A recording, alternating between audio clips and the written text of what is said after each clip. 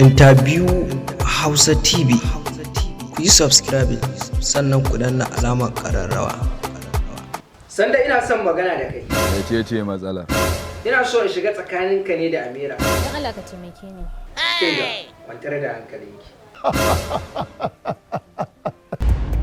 Yanzu Amira, idan Sanda ya ce baya son ki, ya za ki yi kenan?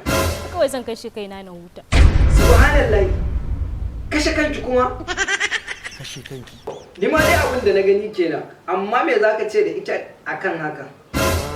Bai kamata ki kashe kanki ba. Gaskiya Amira, ina ganin cewa ya kamata ki rayu. Haka ne. Bai kamata na mutu ba. Ya kamata na rayu. Yana rasa wani irin abu ne wannan. Hakika ni kaina abun yana ɗauran kai. Ya Amira.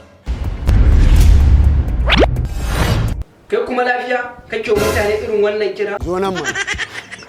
Wai Sanda kana gani? Ya kamata ka yi wani abu fa. Sanda!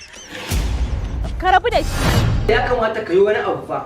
Idan ba haka ba zai wulakanta ta a cikin mutane.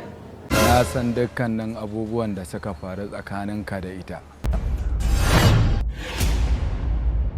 Amma Sanda, me ya kawo ka nan? Ka zo ne don ka ba shi haƙuri bayan kuma na ji cewa ba ka ba mutane haƙuri idan suka ma laifi.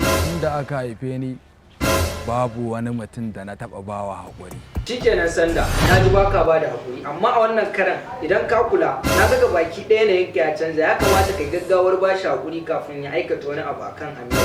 Dan Allah, dan manzan Allah sallallahu alaihi wasallam, ka goge bidiyon da kai wa Amira.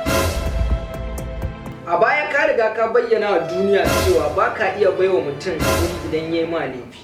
Amma a wannan karan gaka, ko za ka iya faɗa duniya sunanka domin su sani su san kuma irin zaman da za su yi da kai?